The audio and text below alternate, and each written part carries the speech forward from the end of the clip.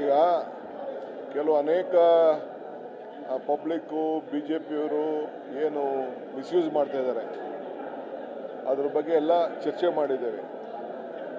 ಎಲ್ಲ ನಮ್ಮ backward class commission ಅವರು ಭಾಳ ವ್ಯವಸ್ಥಿತವಾಗಿ ಕಾನೂನು ಚೌಕಟ್ಟಿನಲ್ಲಿ ಪಬ್ಲಿಕ್ ಏನು ಒಪಿನಿಯನ್ ಇದೆ ಅವ್ರ ಹತ್ರ ಎಲ್ಲ ಒಪಿನಿಯನ್ ತೆಗೆದುಕೊಂಡು ಹಿಂದೆ ಎಲ್ಲ ಯಾವ ರೀತಿ ಬಂದಿತ್ತು ಅದನ್ನು ಸೇರಿಸಿದ್ದಾರೆ.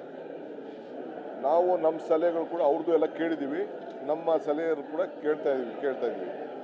ಅಲ್ಟಿಮೇಟ್ಲಿ ಅವ್ರ ಒಪಿನಿಯನ್ ಎಲ್ಲ ತೆಗೆದುಕೊಂಡಿದ್ದೀವಿ. ನಮಗೆ ಯಾರನ್ನೂ ಭಾಗ ಮಾಡೋಕ್ಕೆ ನಮ್ಗೆ ಇಷ್ಟ ಇಲ್ಲ.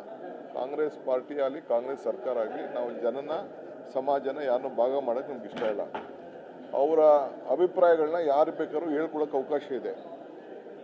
ನೂರಾರು ಸಮುದಾಯದವರು ಬಂದು ನಾವು ಇಂಥ ಸಮುದಾಯಕ್ಕೆ ಸೇರಿದ್ದೀವಿ, ನಮ್ಮದು ಪ್ರತ್ಯೇಕವಾದಂಥ ಬೇಕು ಅಂತ ಅವರು ರಿಕ್ವೆಸ್ಟ್ ಮಾಡ್ಕೊಂಡಿದ್ದಾರೆ. ಆ ಹಿನ್ನೆಲೆಯಲ್ಲಿ ಅವರೆಲ್ಲ ಸೇರಿಸಿದ್ದಾರೆ. ಹಿಂದೇನೂ ಆಗಿದೆ, ಇವತ್ತು ಆಗಿದೆ.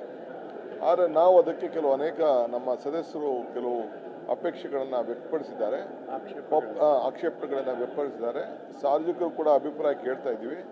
ನಾವು ಪೊಲಿಟಿಕಲಿ ಮಾತಾಡೋದ್ರ ಬಗ್ಗೆ ನಾವು ತಲೆ ಕೆಡಿಸ್ಕೊಳ್ತಾ ಇಲ್ಲ. ನಾವು ಎಲ್ಲರಿಗೂ ನ್ಯಾಯವನ್ನು ಒದಗಿಸ್ಕೊಡ್ಬೇಕು ಅನ್ನೋ ದೃಷ್ಟಿಯಿಂದನೇ ಈ ಒಂದು ಸಮೀಕ್ಷೆಯನ್ನು ನಾವು ಮಾಡ್ತಾ ಇದ್ದೀವಿ.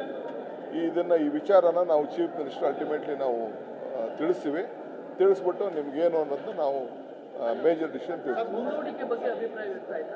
ಅವೆಲ್ಲ ನನಗೇನು ಮಾತಾಡೋಕೆ ಹೋಗಲ್ಲ. ನಮ್ಮ ಮುಖ್ಯಮಂತ್ರಿಗಳ ಹತ್ರ ಮಾತಾಡಿ ನಿಮ್ಮ ಹತ್ರ ಮಾತಾಡ್ತೀವಿ. ಒಟ್ಟಾರೆ ಎಲ್ಲರಿಗೂ ನ್ಯಾಯ ಕೊಡುವಂಥ ಕೆಲಸವನ್ನು ನಾವು ಮಾಡ್ತೀವಿ.